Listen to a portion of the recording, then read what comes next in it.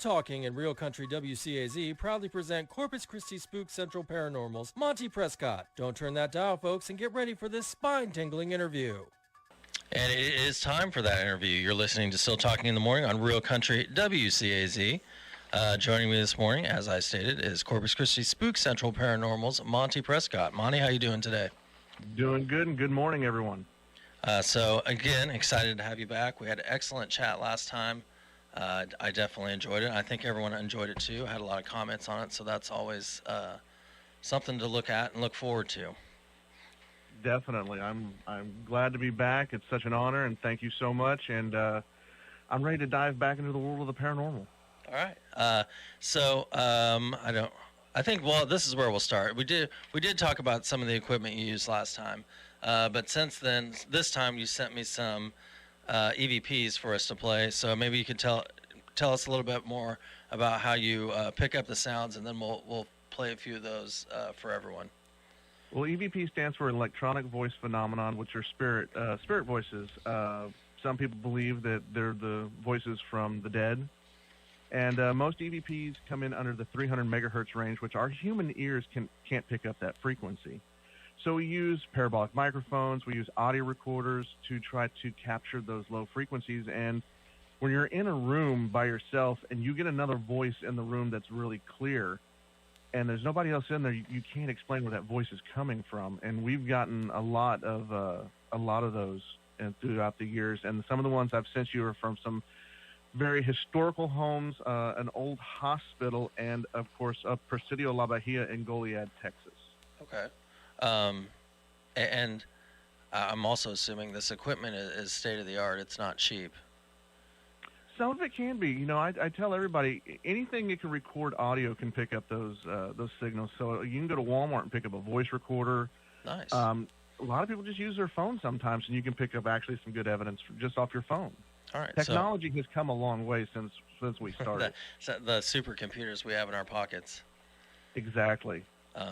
We were talking about that a little bit earlier. I won't go into detail. But sometimes some things could use updates, and sometimes they just work all on their own. Exactly. But sorry, not trying to cut you off there. No. So do you want to start with the EVPs now, or you want to hold off for a second, or? Oh, we can go ahead and play a couple of the EVPs. I guess the one that we'll start with will be the Sid Berry House EVP. The Sid Berry House is actually a historical home here in Corpus Christi, Texas, that we have investigated many, many times. And there was actually a young boy that had passed away within the home from yellow fever. And during one of our investigations there, we were actually up in the room that used to be his, and a lot of reports had been about toys moving. People had seen him playing with a ball down in the kitchen area. Oh, wow. So as I'm up there and I'm investigating, and there's me and another investigator, and sometimes we take props into a room or something to try to get a spirit to move it or do some type of manifestation with it. And as I'm up there, I say, this ball is a gift for you, and actually get a reply. Okay, so I'll play that now. Mm-hmm. Hopefully it's the right one.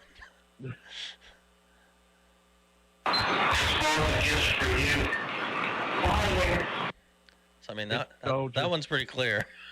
Yes, and I never heard it during the time that we're sitting there, doing it. Never heard it. Didn't come across, not until I listened it back, but you can hear what I believe the child was calling me a liar. But, of course, I did leave the ball. Yeah. But, but it was just so clear, just liar. And I'm like, okay, that's definitely a response that we try to get on investigation. That's hair raising. Probably hair raising for the audience out there now. That events like this, they do happen. Mm-hmm. And of course, the next house that's actually in this in the Heritage Park area that you will play will be the Ward-McCampbell House. Mary Ward-McCampbell actually passed away in the home, I believe, from pneumonia. She actually stood out on the balcony because here in Corpus Christi, Texas, we actually had a horrific hurricane during the 1919 era, and she actually stood out on her balcony and she watched bodies actually float by. And then this is a two-story. Yeah, it's a two-story house, and she stood from the balcony. Of course, the stories that you get is that when they do tours through the homes, that they'll go out on the balcony and the door will close behind them and lock. But when we were up there and we were in the room that they believed that she had passed away, we were asking questions and we got a response, and it says, "I love you." All right, I'll fire that one off.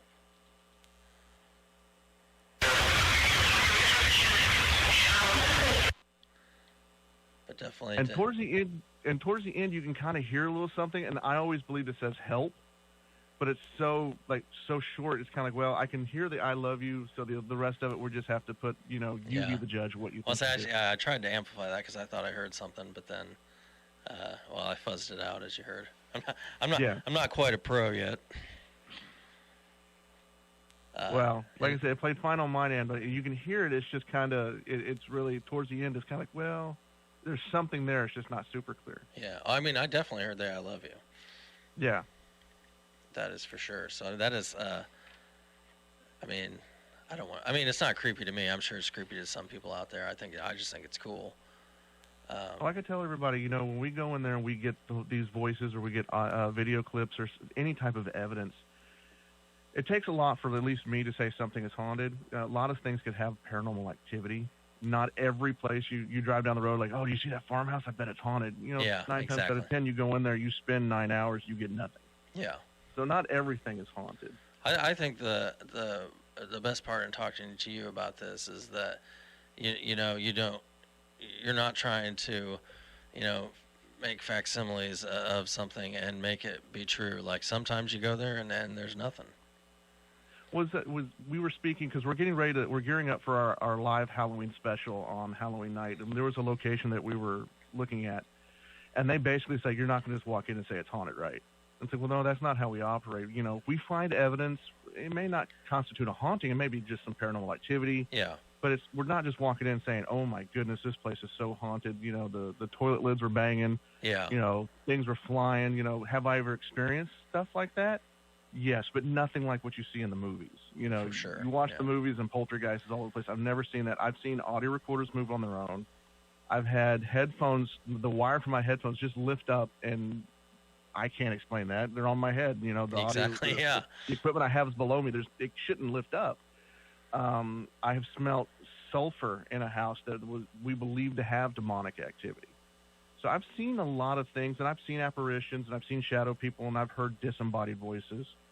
But even through all that, I can't say is it haunted, is it paranormal? I just can't explain it. Yeah, exactly. It's just something happened. Yeah, there is something there, and it's always you're always left with more questions than answers. I would think so.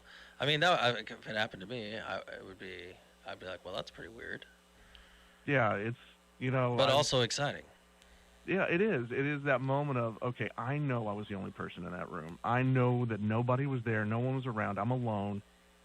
What is this? How did I capture this woman's voice? How did I capture this shadow or this anomaly light that just appeared down a hallway? I think in other situations have come up and something happens. I'm not saying it's paranormal or not, but it's just sometimes stuff just happens to you, and then you're like, I should go tell someone, and this is me. I automatically in my head as soon as it happens, even though I saw it happen, I'm like, no one's gonna believe me.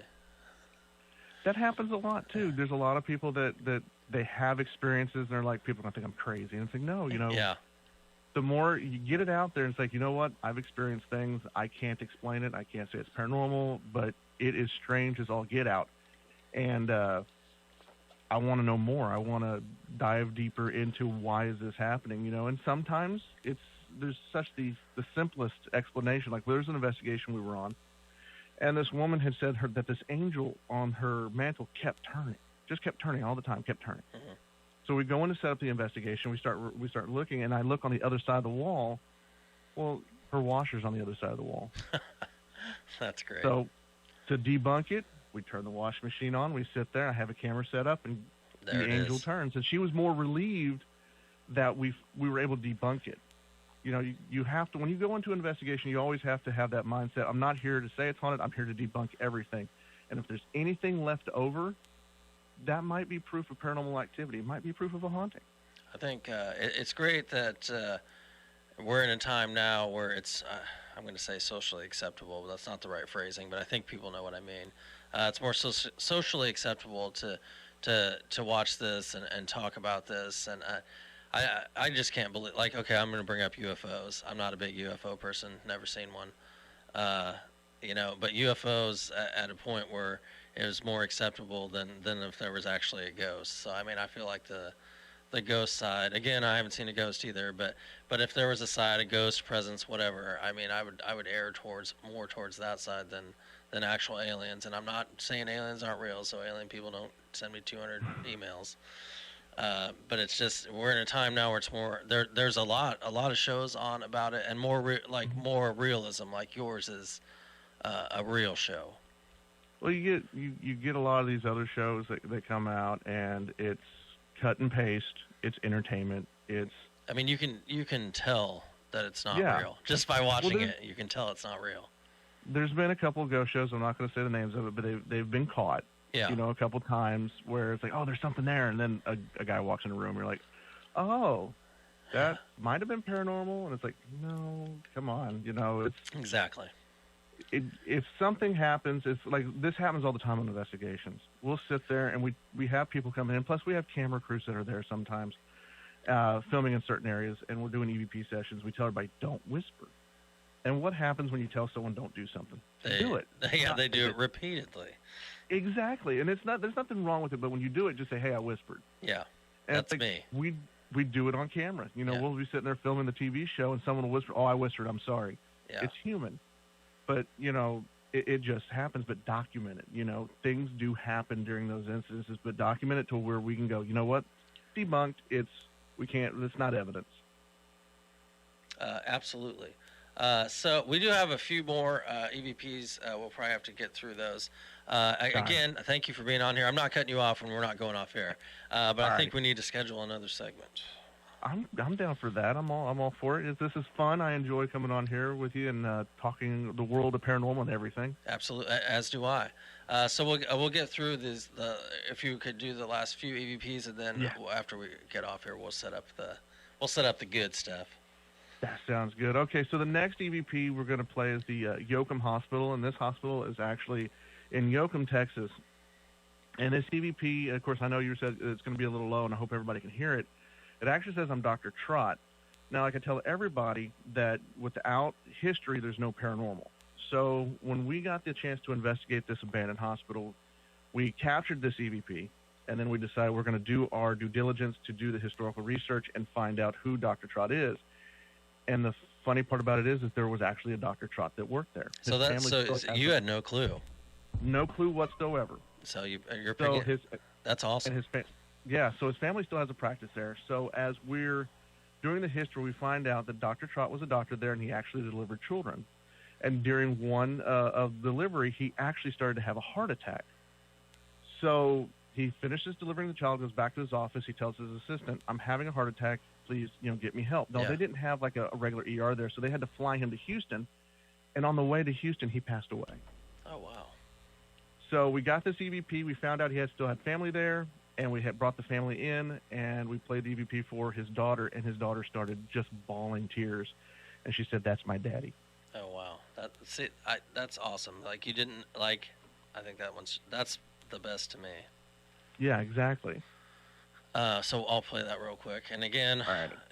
it's not his audio. His audio is clear, but when we try to transfer it over for the radio thing, it doesn't always transition well. But you can hear it.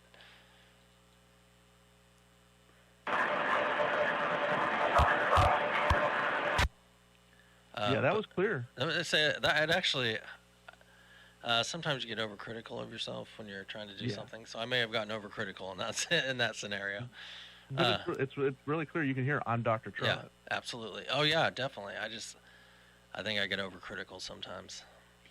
And of course, the other EVP from that same hospital, we're actually in one of the operating rooms, and you can hear someone say, "Flatline, get out." Actually, now that I think of it, this is the one I had trouble with. Oh, okay. It's this one. I'm sorry. My apologies. All right.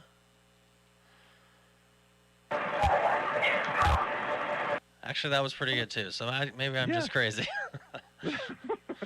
It's the ghost playing tricks on you in the studio. In the studio. That's what